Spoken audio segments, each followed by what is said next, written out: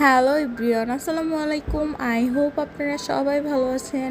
আমিও আলহামদুলিল্লাহ ভালো আছি। Welcome to my new blog রেসিপির এপিসোড। তো ওই দিন আমি বিকালে ঘুম থেকে উঠে রেডি হয়ে নিলাম। আমি চলে যাব আমাদের বাসায়। তো অনেক বৃষ্টি হচ্ছিল আর এত সুন্দর বাতাস ছিল, তাই একটু ছাদে উঠলাম। ছাদে উঠে বাতাসটা উপভোগ করতেছি, মানে ওয়েদারটা অনেক জোস ছিল। দেখি আমাদের এখানে আমরা হয়েছে গাছে। আমরা না, এটা কামরাঙ্গা মেবি বলে, একদম ছোট ছোট, অনেক সুন্দর। আর এখানে পেয়ারা এটাও ছোট। আর এখানে লেবু ধরছে। তো সবাই গাছের জিনিস দেখে অবশ্যই মাশাল্লাহ বলবেন। আর এখানে দেখেন কত সুন্দর ভিউ, ট্রেন যাচ্ছে।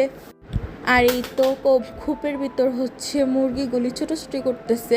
মানে আমাদের বাসাটা এমন একটা প্লেসে আমার অন্য কোথাও ঘুরতে যেতে হয় না, মানে আশেপাশের এরিয়াটা খুবই সুন্দর।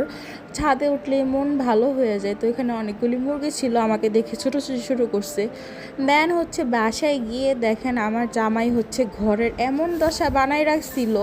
তো আমি খাটটা ঘুরাই ফেললাম, সাথে ঘরটা পরিষ্কার করলাম। ঘর থেকে দুনিয়ার ময়লা বের করছি। এটা আমার রুটিন। যখনই বাসায় যাই তখনই আগে আমার ঘর থেকে দুনিয়ার ময়লা বের করতে হয়, কারণ আমার জামাই রুমে কাউকে ঢুকতে দেয় না। আর রুমের অবস্থা 14টা বাজায় রাখে।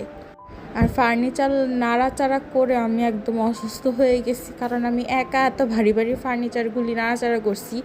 আগে এগুলি করলে আমার গায়ে লাগতো না, বাট সিজারের পর থেকে এই নাড়াচাড়া করলে বা ভারী জিনিসই করলে গায়ে লেগে যায়। তো তার বাবা সে এসেছে শুনে পিৎজা নিয়ে আসছে, বড় পিৎজা সবার জন্য। তো সে তো দরজা খুলে পিৎজা পেয়ে একদম হ্যাপি হয়ে গেছে। তো আমাকে পিৎজা দিতেছিল, আমি বলতেছিলাম হঠাৎ করে কি উপলক্ষে পিৎজা, বলে এমনি আনছি, তোমরা বাসায় আসছো তাই।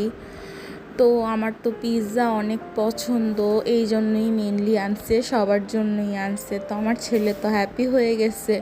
তো আমরা মা ছেলে এখানে বসে বসে পিৎজা খাচ্ছি। ইভেন বাসার সবাই খেয়েছে। আর পিৎজাটা অনেক মজা ছিল।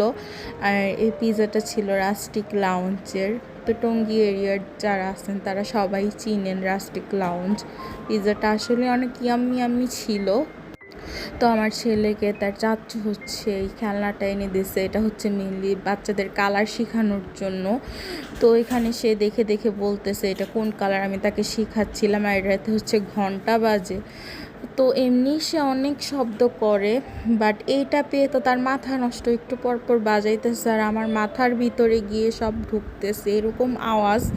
আর ও সারাক্ষণ গাড়ি রিংটং এগুলি অন করেই রাখে, মানে শব্দের উপরেই থাকে। আর আমার প্রচণ্ড মাথা ব্যথা করে। আর এখানে সে মানে কালারগুলি বলতেছে কোনটা কোন কালারের। তো আমি এটা তাকে শিখাচ্ছিলাম আর সেও শিখতেছে। এটা মেবি আমার মনে হয় বাচ্চাদের কালার শেখানোর জন্যই এই খেলনাটা হয়েছে। তো সে টায়ার্ড হয়ে গেছে, সে আর শিখতে চাচ্ছে না, তো এটা এভাবে শব্দ করে। আমার জামাইয়ের চেহারার অবস্থা খুবই খারাপ, কারণ সে দুইবার কক্সবাজার গিয়ে একদম চেহারা কালো কুচকুচা হয়ে রয়েছে। স্যানটেন পরে সে তো সানস্ক্রিন জীবনও ইউজ করে না, কোনো ক্রিমই ইউজ করে না। তো আমি ভাবলাম ফেসিয়াল করে দিই, কারণ তার চেহারার অবস্থা খুবই খারাপ হয়ে গেছে, একদম কালো কুচকুচা দেখা যাইতেছে।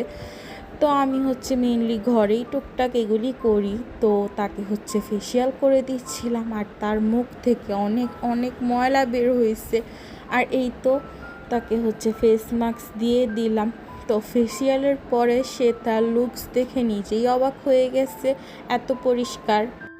আর আজকের ব্লগটা এই পর্যন্তই। সবাই ভালো থাকবেন, সুস্থ থাকবেন। আল্লাহ হাফেজ। আবারও নেক্সট কোনো ব্লগে দেখা হবে। তো tata, bye bye, take care, আল্লাহ হাফেজ। আমার ব্লগগুলি ভালো লাগলে অবশ্যই like, comment, share and follow দিয়ে দিবেন।